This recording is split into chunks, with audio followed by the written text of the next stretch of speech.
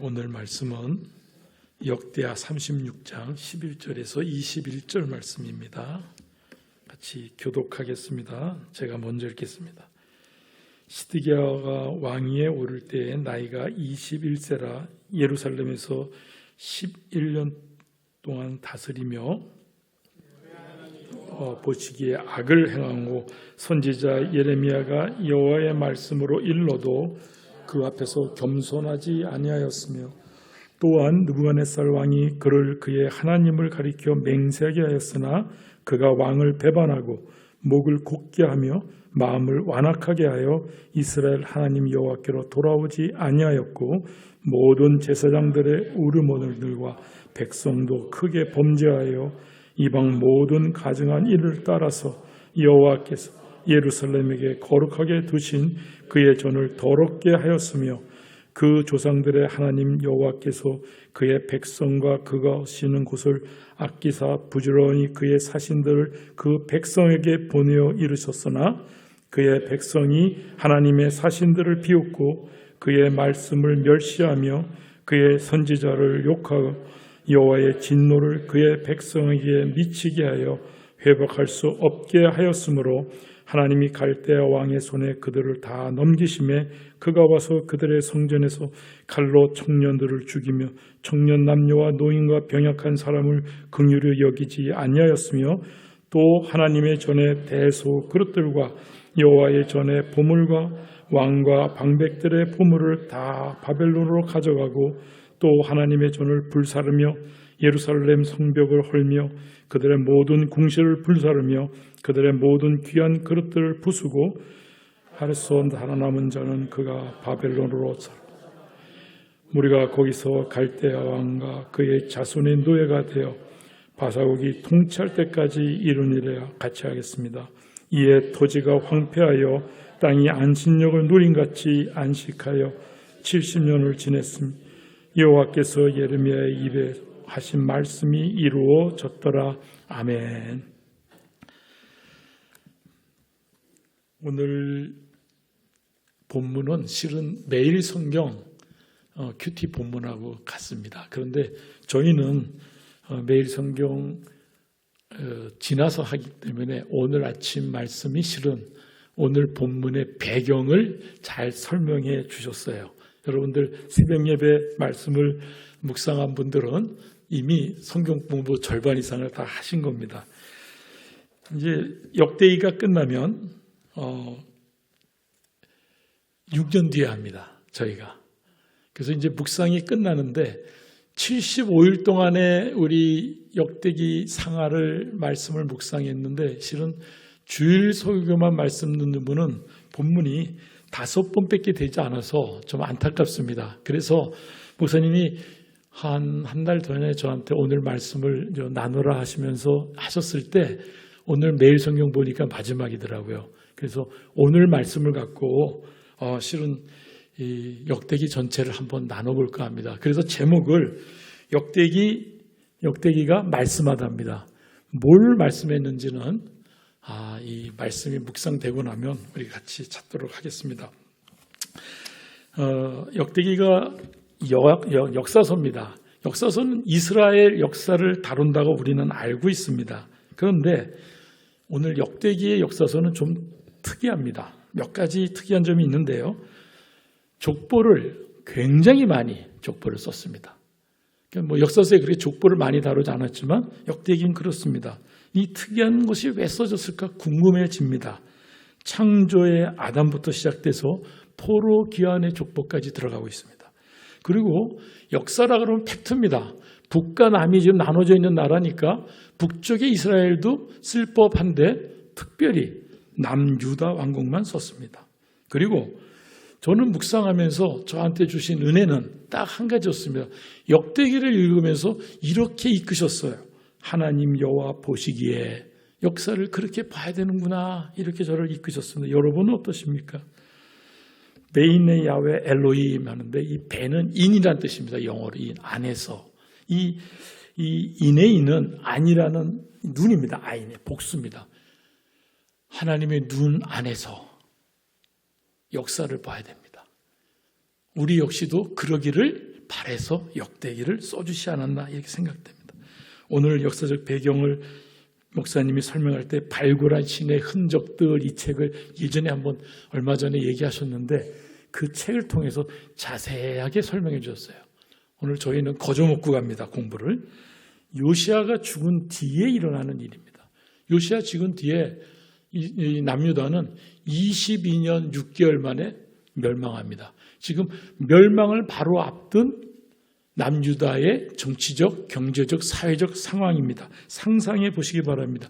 아수르나 애굽과 바벨론이 이 왕권과 왕위에 대해서 침탈하고 유린했습니다. 어떤 모습으로 유린했는지 볼까요? 요아스의 네 번째 아들 요아스가 백성들에서 왕이 됐는데 3개월 만에 끄집어내렸습니다. 그때의 강국은 애굽이었어요. 애굽 누고가 끌어내렸습니다. 그리고 세웠습니다. 둘째 아들 여호야김을 세워서 11년 동안 통치하는 걸 허락해져 있는 상태였습니다. 그런데 이제 드디어 세계의 정세가 바뀌었습니다. 신흥 바벨론이 이제 등장해서 권력으로 지배했습니다. 바꿨습니다. 여호야김 둘째 아들로 바뀌었습니다. 그러고 나서 그의 아들 여호야긴을 세웠어요. 여호야긴은 그냥 3개월 만에 또 아웃시켰어요. 그리고서 시드기야 숙부를 세운 겁니다. 오늘 주인공이죠. 시드기야. 이렇게 출연되어 있습니다. 우리가 볼 때 어떻게 찬탈됐을까요? 모든 왕들은 다 붙잡혀갔어요. 근데 시드기야는 최악을 맞습니다. 자기 앞에서 두 아들이 죽는 걸 바라만 봐야 됐습니다. 두 눈이 뽑혔습니다. 그리고 녹사슬로 묶여서 끌려갔다고 성경은 기록하고 있습니다. 남유다 왕들을 이렇게 짧게 묘사하고 있습니다. 백성들과 나라들은 다 많습니다. 성전도 불타고요, 궁실도 불타고요, 성벽이 무너졌고요, 좋은 보물은 다 빼앗겨갔습니다. 청년들은 우리가 아까 읽었죠. 성전에서 칼로 죽임을 당했습니다. 연약한 자들이 불쌍히 여김을 받지 않았다고 했습니다. 이게 역사 현장에서 전쟁에서 진 나라들의 모습이죠. 그런데 성경은 이 부분을 다르게 좀 표현하시는 것 같습니다. 하나님 여호와 보시기에 심판의 절정에 이르렀음을 지금 우리한테는 얘기하고 있습니다. 선지자 예레미야는 요시야 왕 13년 때부터 활동했습니다. 그러니 40여 년 동안 계속해서 예언의 말씀을 전했습니다. 예레미야의 말입니다. 말씀을 일러도 겸손하지 아니하였고, 우리가 읽은 본문입니다. 듣지 아니했다라고 합니다. 왕을 배반했는데 이 왕은 하나님을 믿는 왕이 아니에요. 그런데 이미 예레미야를 통해서 얘기했습니다. 내 종 느부갓네살을, 이미 이전에도 한번 말씀을 나눴습니다. 느부갓네살이 바벨론의 왕이지만 하나님이 종이 되어 있는 현실입니다. 그래서 이 왕을 피하여 애굽한테 도움을 청하는 시드기야를 향해서 말하는 겁니다. 배반자라고 얘기하는 겁니다. 기준이 지금 바뀌고 있습니다. 우리가 알고 있는 통상의 기준으로 보면 안 됩니다. 이방 모든 가증하인들을 따라했습니다. 그래서 성전을 더럽혔다고 말합니다. 그리고 하나님의 사신을 비웃고 멸시하고 욕하게 하였다. 이렇게 결국은 여호와의 진노를 받을 수밖에 없다라고 되어 있습니다. 우리가 아는 전쟁의 피해의 참혹함을 생각하기보다는 심판받을 때임이라고 성경은 기록하고 있습니다. 이미 그런데 이 상황에 대해서 예레미야는 얘기한 게 있습니다. 하나님의 말씀을 그대로 전할 때 내 종 느부갓네살에게 항복해라입니다. 항복해라. 그러면 생명이 살겠고 70년 후에는 회복시켜주겠다는 약속을 이미 해주셨어요. 근데 그것을 듣지 않았기 때문에 벌어진 일입니다. 생각해 봅니다. 왜 하나님께서는 역대기를 기록하셨을까요? 지금 이런 상황에서 우리가 한번 묵상해야 되지 않을까요? 먼저 역대기 이름을 통해서 하나님의 뜻을 한번 찾아보고자 합니다. 역대기 이름 히브리는 디브레 아야미입니다. 아야미. 하는 더입니다. 정관사 더. 야밈은 욤, 날의 복수형입니다. 이 다브레라는 것은 다바르의 복수입니다. 그냥 그 시대의 날들입니다. 그걸 또 다른 말로 하면 그날들의 말씀들, 이 단어의 의미는 그렇습니다. 이 말을 우리가 좀 풀어본다. 그 말이 뭐야? 이렇게 생각하시죠. 곰곰이 생각하면요, 그 날들로 역사로 하나님께서 말씀하시다라고 의미를 우리가 생각할 수 있습니다. 그날들의 시대로서 각 시대로 말씀하다, 사건들로 말씀하다, 하나님이 말씀하답니다. 역대기는. 이 의미를 우리가 먼저 정리하고 상기시키면 좋겠습니다. 두 번째 이름에서 우리가 하나님의 뜻을 한번 찾아보고자 합니다. 한글에서는 역대기라고 되어 있는데요. 이 역대기가 영어로는 크로니클즈 또는 루터가 말하는 독일에서는 디크로니카 이렇게 됩니다. 그리고 이 말의 여원이 출발된 게 실은 4세기 제롬 교부가 쓴 말에서 넘어갑니다. 거꾸로 가면요, 실은 알렉산더가 우리 목사님 며칠 전에도 얘기했는데요, 70인경 주전 300년 전에 그리스어로 만들어가는 거예요. 그럴 때에 역대기의 제목을 파라레이포네몬 이렇게 썼습니다. 그 당시 70인역을 작성하는 학자들은 제목을 역대기를 그렇게 달았습니다. 이 의미의 뜻은 빠진 것, 보충하는 것, 누락된 것 이런 의미입니다. 이렇게 한 것을 제롬이 4세기에 라틴어로 번역하면서 히브리 말에 좀 더 가깝게 쓰겠다라고 하면서 보니까 야 이거는 역사의 역대기인데 우리말은 역대기인데 그 이제 보통 번역하면 연대기인데 시대들의 내용을 전부 다 썼는데 그것도 아담부터 썼는데 포로 교환에 온 족보까지 여기에 제롬이 집중했습니다. 그래서 그대로 쓴 게 크로니콘으로 이렇게 쓴 겁니다. 그런데 그렇게 해서 크로니콘부터 이어진 건데요. 이 말이 단순한 말이 아닙니다. 70인 번역자들은 사무엘서나 열왕기서와 같은 역사서에 생각했을 때의 내용들에 대해서 좀 보충된 것, 부록적인 것 그런 것을 담았다라고 하는 의미의 파라레이포네몬이라는 단어를 썼어요. 그런데 제롬의 눈에는 아니야. 창세부터 아담부터 다룬 모든 역사를 다룬 거야. 그래서 그 앞에 썼습니다. 신성한 이 단어를 썼어요. 그렇게 표현했어요. 신성한 역사 전체의 연대기다. 이렇게 말해요. 이렇게 해서 연대기라는 말이 나왔고 우리가 역대기라는 말을 쓰는 겁니다. 하나하나가 그 의미를 우리한테 말씀하고 있다라고 해석할 수 있는 이 이름의 내용입니다. 모든 역사 역대기는 신성한 하나님의 말씀이다라는 말, 이 명제에 우리가 출발해가지고 하나님께서 역대기를 통해서 무엇을 말씀하는가 이것을 우리가 찾는 것이 오늘의 묵상의 출발입니다.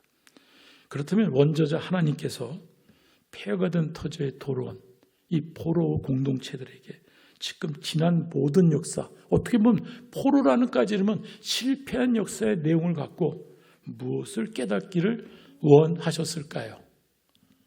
이게 우리의 지금 출발점이고 이 성경을 읽는 묵상의 시작입니다. 우리 이 내용은 모든 역사이기 때문에 아담부터 다 써 있는데요. 좋은 것 나쁜 것 다 써 있는 겁니다. 팩트입니다. 아담은 오늘 알죠? 우리에게 원죄를 짊어준 사람입니다. 그런데 아담이 기록되어 있어요. 이 아갈은 아간입니다. 똑같은 말입니다. 아이성의 실패를 가져온 사람, 탐욕 때문에. 루벤은 아버지의 여자를 취하여 장자권을 빼앗긴 사람입니다. 나답과 아비유는 아론의 아들입니다. 다른 부를 사용해서 죽임받은 사람입니다. 그리고 역대상 9장 1절에는 온 이스라엘 유다의 범죄로 인하여 바벨론에 끌려갔다 그러는데 이 온 이스라엘과 유다 나오면 하나님께 불순종하고 그렇죠? 거의 그런 대명사 같은 아이콘 아닙니까? 사울왕, 다윗왕 우리는 이들의 범죄를 역사서를 통해서 이미 잘 알고 있습니다. 다 기록되어 있습니다. 결국은 하나님 앞에 순종한 것과 순종하지 않은 모습들의 내용들이 가감없이 있는 것이 역대기의 족보와 내용들이었습니다. 하나님은 뭘 말씀하셨을까요? 오늘의 주인공 시드기야에 대해서도 오늘 본문을 다시 한번 살펴보면 그 죄악들만 낱낱이 기록되어 있습니다. 하나님 보시기에 악을 행했다. 여호와의 말씀을 선지자가 일러도 듣지 않았다. 하나님이 사용하시는 종 느부갓네살을 배반하였다. 하나하나가 다 그렇습니다. 결국은 이스라엘 하나님 여호와께로 돌아오지 아니하였다. 제사장들의 우두머리와 백성들은 이방의 모든 가증한 것들을 따랐다. 하나님의 성전을 더럽혔다. 이 성전은 하나님이 솔로몬에게 얘기했어요. 내가 받았다. 네 성전을. 거기 거하겠다. 거기서 구하거라 하던 성전입니다. 그런데 더럽혔다고 합니다. 그리고 하나님의 사신을 비웃고 멸시하고 욕하지 하였다. 이것이 오늘 본문 시드기야 왕입니다. 그런데 시드기야 왕에 대해서 역사서 다른 병행 본문에는 이렇게 되어 있습니다. 다 한 줄입니다. 열왕기하 24장 19절입니다. 같이 읽을까요? 시작. 그가 여호야김의 모든 행위를 따라 여호와 보시기에 악을 행한지라. 이것이 끝입니다. 여기서 이제 여호와 보시기에가 나왔고요. 모든 행위가 악하단다. 그러면 여호야김을 이렇게 쫓아가야 됩니다. 여호야김에 대해서 둘째 형 여호야김이 뭘 했을까요? 그 조상들의 행한 모든 일을 따라서 여호와 보시기에 악을 행하여 똑같이 나왔어요. 찾기가 좀 어렵죠. 동의어가 지금 반복되고 있습니다. 근데 그 끝에 이런 표현이 있습니다.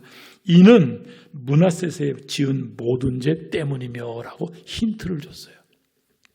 이제 므낫셋의 죄가 뭔지를 또 찾아가야 됩니다. 그래서 찾아가니까 이렇습니다. 므낫셋은 산당을 다시 세우고 성전에 아세라 목상과 우상의 제단을 다시 세웠고 성전에서 사슬과 점을 치는 악행을 범하였고 1월 성신을 경배하였고 뭐 줄줄이 나왔어요. 므낫셋은 누구의 아들입니까? 히스기야예요. 히스기야는 우리가 지금 역대상하를 공부하면서 종교 계약과 몇 안 되는 사람이 하나의 왕이라고 우리가 지금 갖고 있지 않습니까? 그런 히스기야 아버지와 반대로 왔어요. 완전히 반대로 왔습니다. 그런 므낫셋입니다. 혹시 우리가 지금 믿는 우리들인데요.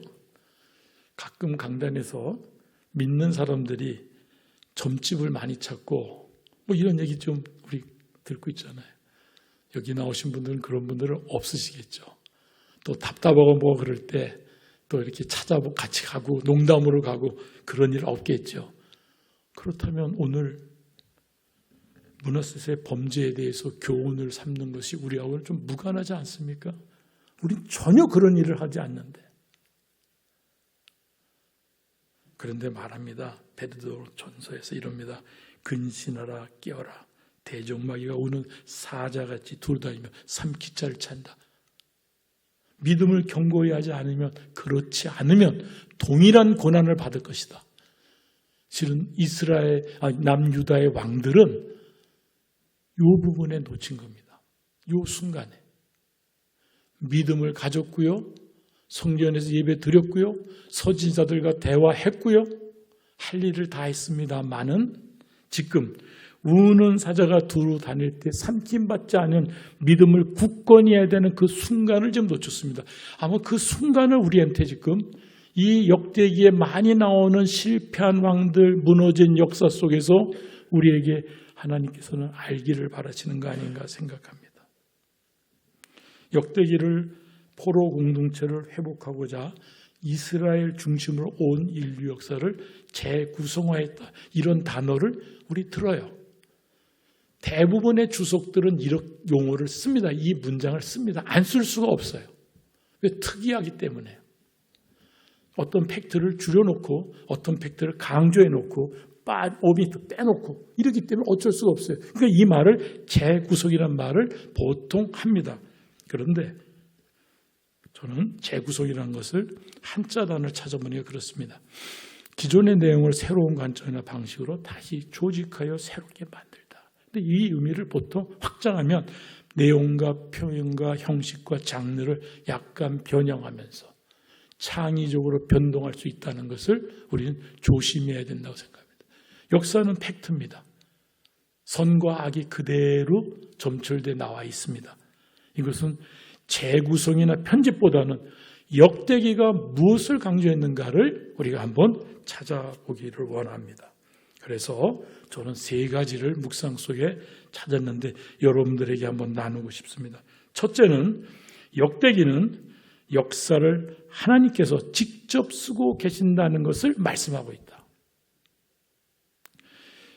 오늘 본문에서 우리가 볼 때 이렇습니다. 하나님이 갈대아 왕의 손에 그들을 다 넘기심에 하나님이 넘기셨어요. 주체가. 이것이 기록되면은 역대기고요. 그냥 쓰면 전쟁 사고요. 이렇게 되는 겁니다. 하나님이 넘기심이라는 것을 우리가 이 문장을 보면서 역사를 직접 쓰고 계심을 우리는 알아야 된다. 역대기는 그런 거다. 그래서 역대기는 나라의 왕과 한 나라의 흥망성쇠를 역사를 하나님께 직접 관여하심을 깨닫는 것이 출발점이 되지 않았나 저는 그렇게 생각합니다. 여러분은 그렇게 묵상이 됩니까? 우리가 잘 아는 카를 폰 클라우제비체 정쟁론을 쓴 사람입니다. 18세기 말에 이 사람은 프로이센의 군인이고 사상가였습니다. 이 전쟁론에 이런 말을 썼습니다. 전쟁이라는 것은 정치의 하나의 수단일 뿐이다. 다른 모습이다. 알았습니다. 그럼 무슨 말일까요? 정치를 그럼 알아야죠. 이 문장에서. 정치는 한 국가가 경영해 하는 과정에 있는 거죠. 국가가 하는 모든 행위가 어떻게 보면 전쟁도 동일한 거다. 세계의 역사를 그렇게 볼 수 있죠. 그럼 경주 에이펙 때문에 다 모였죠. 제가 저번 주에 경주를 가보니까 준비를 다 해놓고 김민석 총리가 막 와서 사전 점검하고 각 나라들이 다 왔습니다. 그 일이 그 나라의 일이지만은 그것이 성경에 기록될 때는 역대기에 기록이 되는 겁니다. 저건 평화로운 만남이고요. 전쟁의 만남과 다른 거죠. 종군 기자 블리처 성장을 한 크리스 해지스는 이렇게 말합니다. 3,400년 동안의 모든 긴 역사 속에 평온하다고 말할 수 있는 건 불과 268년이다. 전쟁으로 지금 이 3,몇백 년을 다 본 겁니다. 다 전쟁의 시간이다. 에베소서 6장 12절에는 우리도 똑같은 얘기를 합니다. 우리의 씨름은 혈과 육이 아닙니다. 이렇게 얘기하죠. 그래서 말합니다. 통치자들과 어둠의 세상 주관자들과 하늘에 있는 악한 영들과의 싸움이다.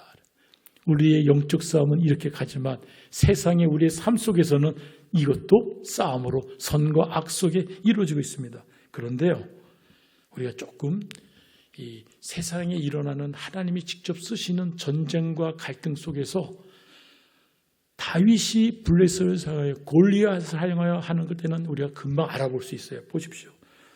여호와의 구원하심이 칼과 창이 있지 아니하면 이 무리에게 알게 하리라. 전쟁은 여호와께 속한 것인즉 그가 너희를 우리 손에 넘겼다. 다윗의 얘기에 볼 때는 시비를 알아요. 다윗이 우리 편이고요. 그렇죠?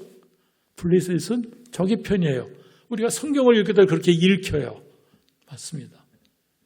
이럴 때는 확연히 역사를 이해하는 것 같습니다. 그런데요, 오늘 새벽 예배 목사님의 새벽 기도의 본문에는요, 알기 어려워요. 애굽의 누고가 요시아에게 사신을 보내서 말합니다. 지금 바벨론을 치러 아수르를 도로 지금 지나가야 됩니다.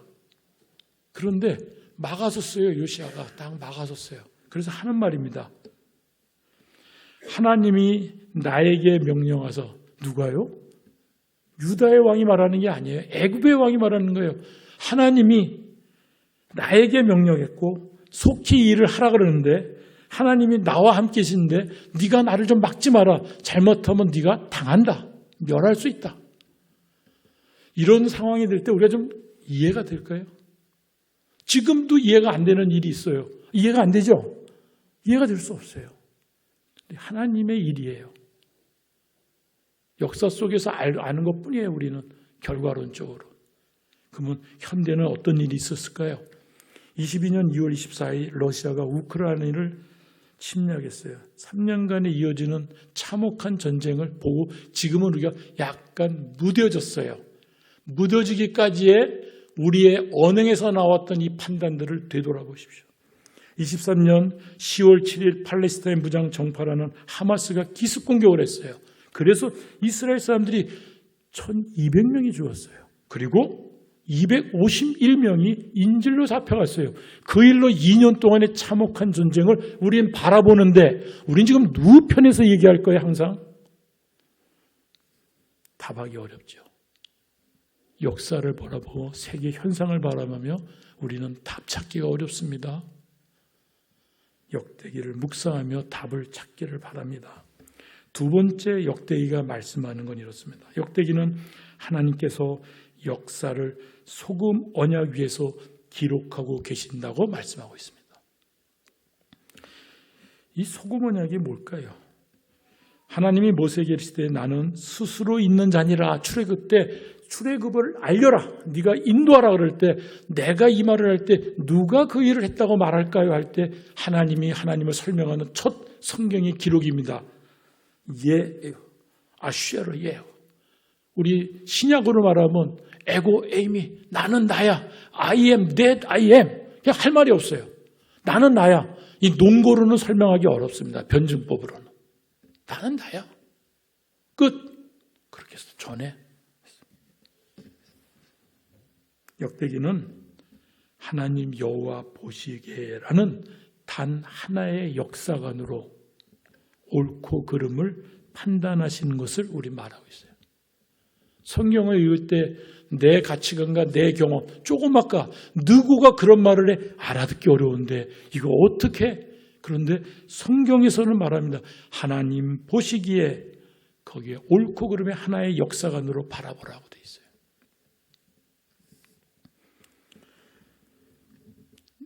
이 소금 언약을 좀 우리가 알아야 됩니다. 이스라엘의 하나님 여호와께서 소금 언약으로 이스라엘 나라를 영원히 다할까 그 자손이 주신 걸 너희가, 이거 아비야가 한 말이에요. 역대서에서는 아비야의 약간 흠집 잡는 내용이 거의 없어요. 제가 읽고도 아비야에 대해서는 없습니다. 열왕기하에는 이 사람의 문제가 나와요. 온전하지 못했다고 나와요.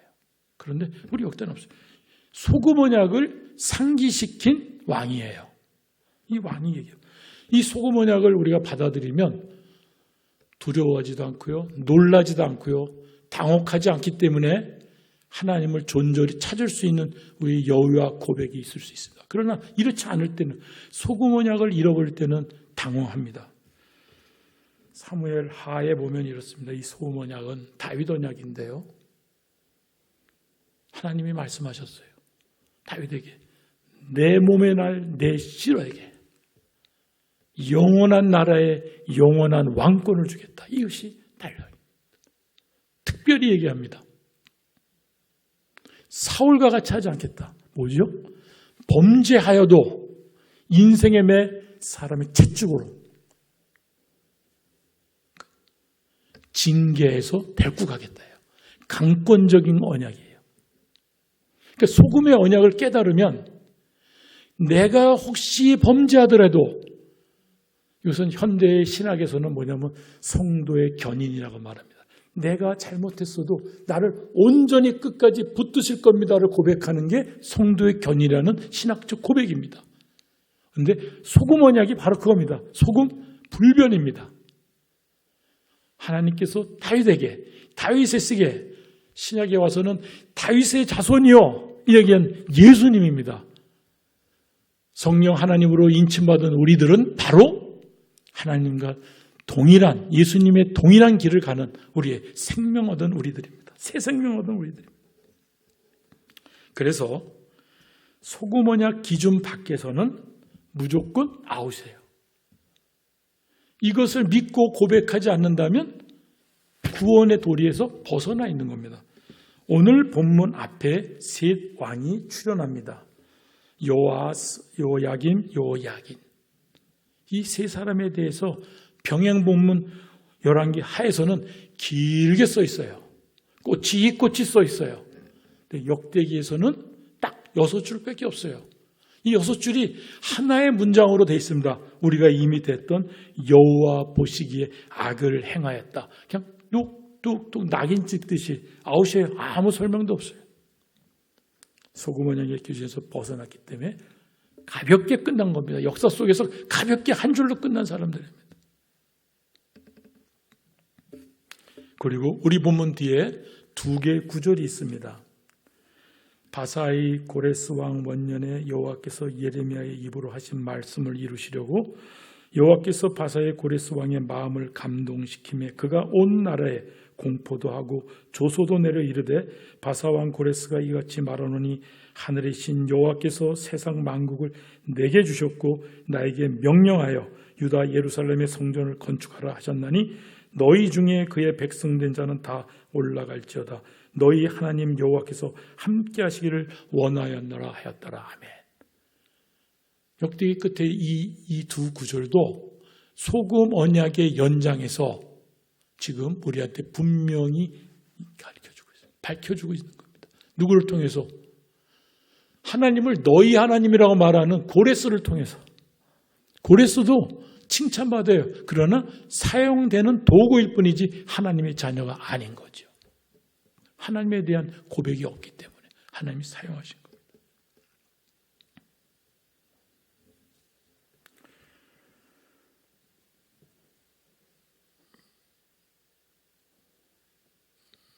성도 여러분, 우리 마음속에 지금 말 못할 무슨 어려움이나 또는 고통을 갖고 있습니까? 또는 견디지 못한 염려와 좌절 속에 있지는 않나요? 우리는 모르죠. 사람 깊은 마음, 심령 속에. 그래서 묻는 겁니다. 또는 심각한 갈등, 또는 나아가서 분노를. 이런 거 말입니다. 소금 언약을 붙든다면 뛰어넘을 수 있어야 돼요. 뛰어넘겨져야 되겠죠.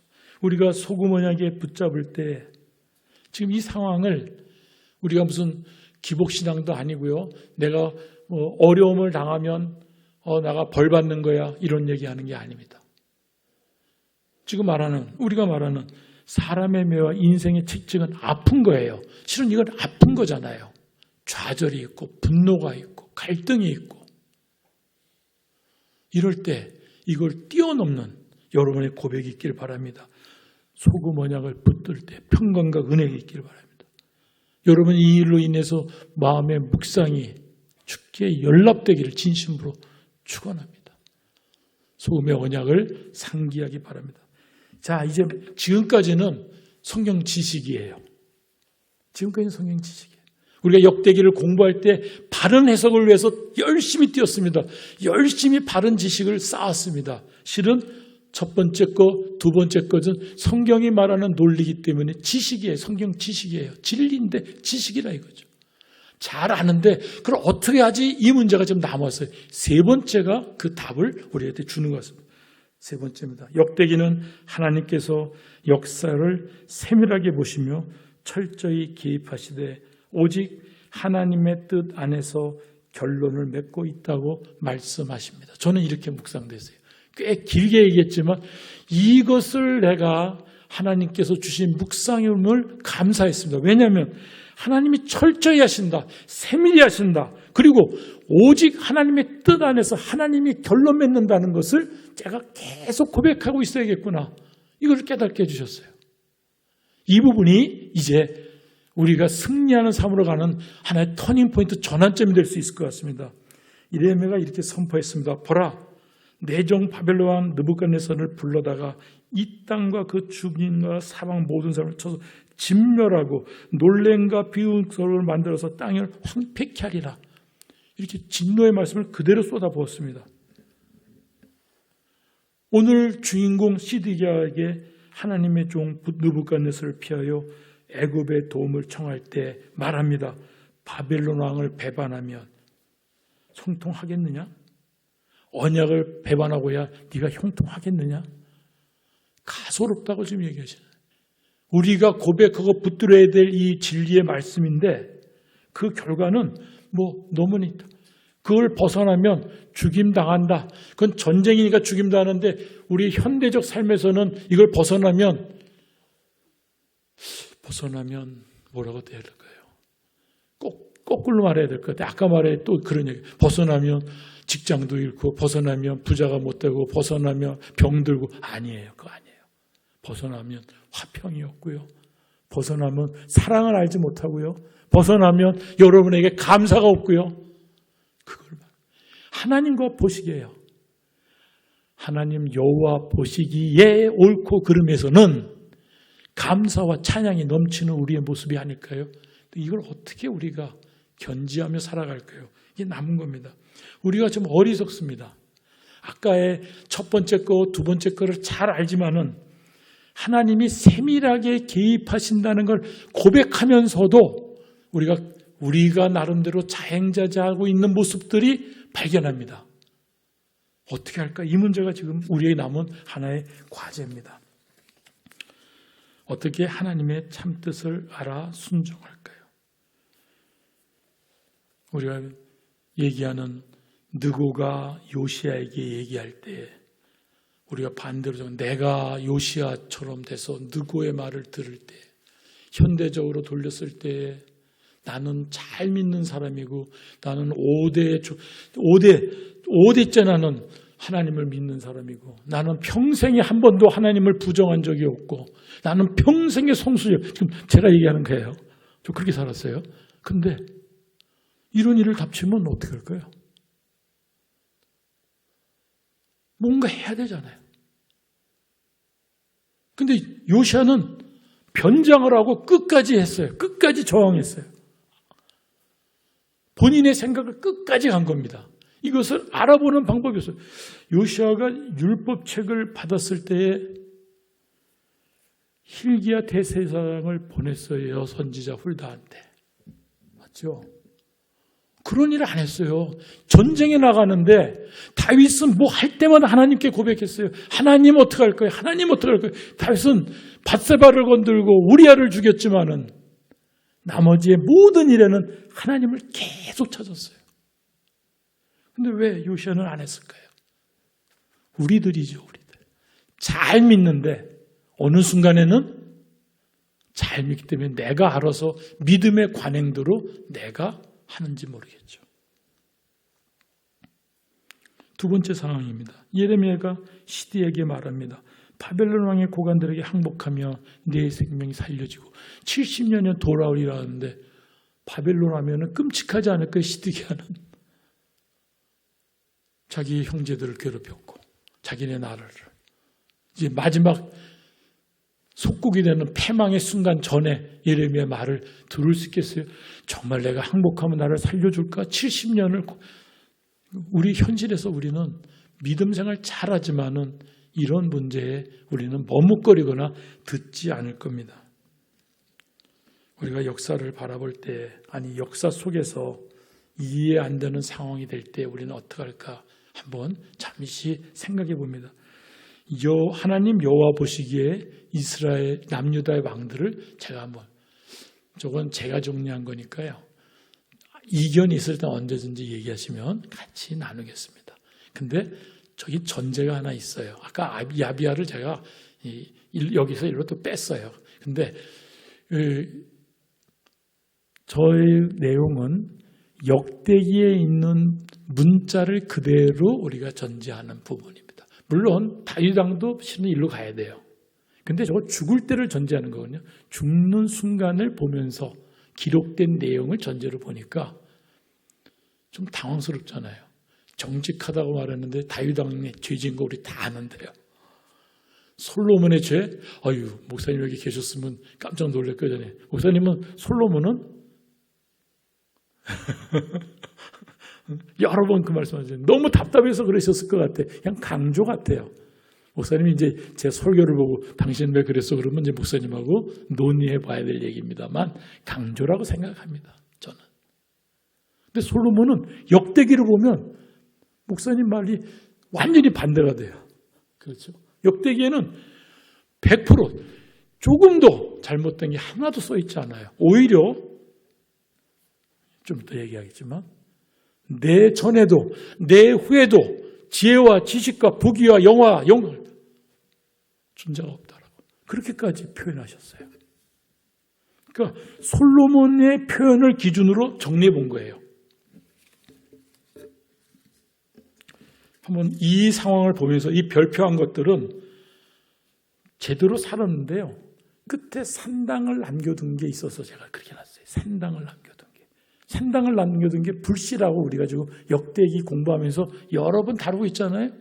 그래서 온전치 못한 일부가 좀 남겨져 있어서 별표를 했어요. 아무튼 다윗과 솔로몬은 다른 병행본문이나 역사를 통해서는 하나님께 큰 잘못을 저질렀다고 우리는 알고 있습니다. 넘겨주십시오, PPT를. 근데 역대기에서는 인정하고 축복합니다. 이겁니다. 바로 솔로몬에게 내게 지혜와 지식과 부와 재물과 영광을 내 전의 왕들도 내 후의 왕들도 없다. 그만큼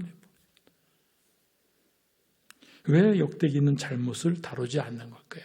우리는 의문이 생깁니다. 지금 제가 3번을 향해서 가는 겁니다. 왜 의문이 생기지 않습니까? 의문 생기잖아요. 모순 같기도 하고 이룰 수 없는 일 같기도 하고. 근데 여기 저는 멈췄습니다. 묵상을 하면서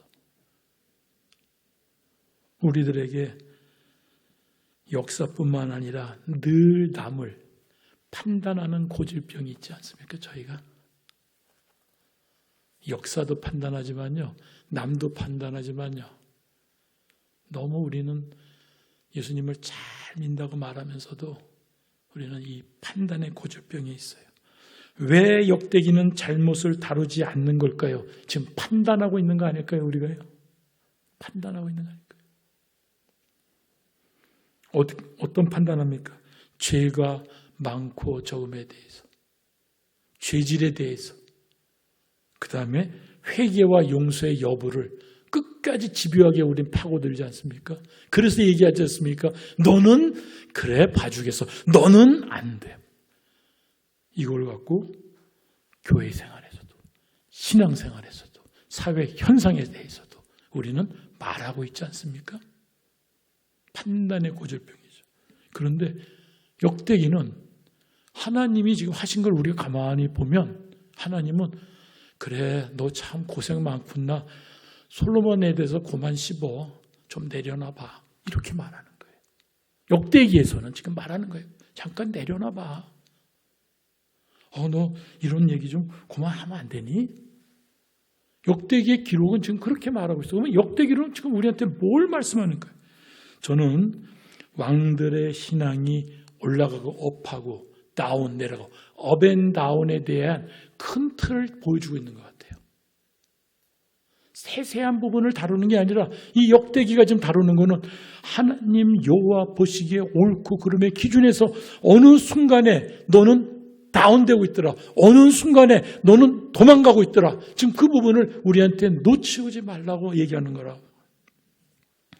어떻게 할 때 하나님 여호와 보시기에 정직하소. 역대기에서는 정직이란 단어로 상대어로 썼어요. 그래서 정직할 수 있을까? 신앙이 다운되지 않는 것, 그게 정직이죠. 어떻게 정직을 유지할 수 있을까? 어떻게 온전한 믿음을 유지해 갈 수 있을까? 그것이 오늘 역대기의 마지막 역대기로 말씀하는 건데, 주인공 시드기에게 12절에 이렇게 말합니다. 그의 하나님 여호와 보시기에 악을 행하고 선지자 예레미야가 여호와의 말씀을 일러도 그 앞에서 겸손하지 아니하였으며, 이 한 단어가 저를 멈췄습니다. 판단하는 고질병은 겸손하지 않는 데서 있는 거라. 근데 교만이라는 단어를 쓰고 싶지도 않아요. 그 말은 나도 싫어하니까요. 그런데 우리는 겸손하지 못한 부분이 뭔가를 어떨 때 겸손하지 않습니까? 여러분이 여러분들을 돌아보십시오. 어떨 때 나는 겸손하지 않을까? 내가 다 안다거나 다 가졌다거나 다 이루었다거나 이럴 때 우리는 겸손해질 수가 없어요. 자꾸 말하게 되고 누구를 이끌려고 그러고 누구를 가르치려고 그러고 우리도 모르게 그래요. 교회에서 이런 현상이 너무 많이 있죠. 내가 믿음이 좋기 때문에, 오래된 것이 그 증거이기 때문에 이럴 수 있어요. 내 직분이 그럴 수 있기 때문에. 그런데 오늘 역대기는 그 부분에 대해서 지금 말씀해 준 거예요. 우리가 겸손하지 못할 때가 언제일지 봅니다. 하나님께서 나의 역사를 직접 쓰고 계신다는 것을 내가 잊을 때, 지금 내가 이 행동하고 저 행동하고 누구를 만나고 어떤 거를 도모하고 인생을 설계하고 지도하든지 간에 하나님이 나의 역사를 쓰고 계시는데 지금 내가 자행자적으로 있는가 착각할 때는 겸손하지 않은 거죠. 역대기는 지금 말하는 겁니다. 내가 쓰고 있는가 너를, 네가 가는 게 아닌데 왜 네가 쓰고 있니? 지금 이 얘기죠. 하나님이 나의 역사를 쓴다는 걸 내가 놓치면 내 주도권이 얼마나 앞서 있는지 우리가 한번 생각해 볼 필요가 있습니다. 두 번째입니다. 하나님께서 소금 언약을 단단히 지키시는 것을 잊을 때입니다. 내가 어려움을 당할 때, 내가 환난을 당할 때, 내가 피할 수 없는 아주 공경함을 당할 때조차도 소금 언약으로 나를 지키신다는 것을 내가 잊지 않는다면 내가 발버둥 치는 부분이 완악스럽게 나오지 않고 하나님 보시기에 기쁘게 나올 겁니다. 우리가 부르짖을 거고요. 우리가 그 안에서 감사와 찬양을 할 것이고요. 남다른 모습, 믿음의 모습을 나는 드러낼 거라고 봅니다. 소금의 언약을 놓치지 말아야 됩니다. 세 번째는 그렇습니다. 하나님이 아직 기록 중인 것, ing 중인 것까지도 우리는 역사를 판정하고 말을 함부로 합니다. 입술에 겸손하지 못한 걸 드러낼 때 하나님이 아직 역사를 써 가시는데 우리는 누군가를 비판합니다. 하나님이 저 사람의 인생을 지금 끌고 가고 계시는데 우리는 함부로 얘기합니다. 위하여 기도할 뿐입니다. 이 부분이 겸손해질 수 있는 방법 아닐까. 역대기는 이걸 우리한테 지금 말하는 거 아닐까. 이렇게 묵상합니다. 여러분들 6년 뒤에 만날 역대기를 위해서 이렇게 기억하면서 은혜를 누리시기를 바랍니다.